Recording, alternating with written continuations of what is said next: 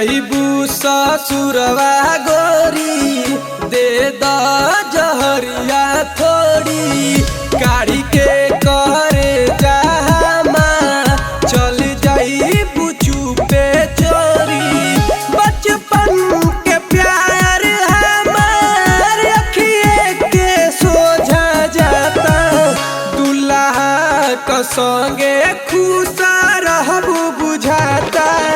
हमारो तो दुनिया लुटाता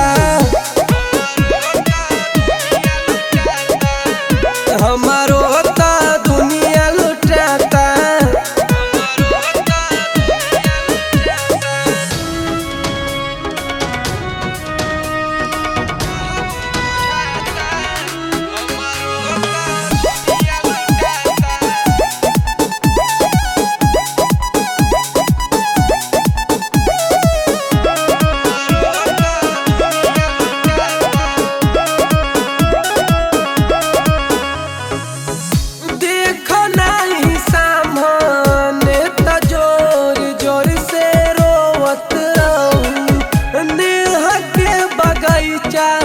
अपना हाथ ही से बोवत रहूं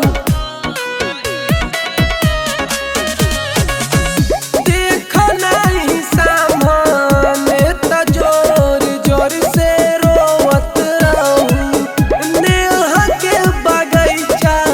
अपना हाथ ही से बोवत रहूं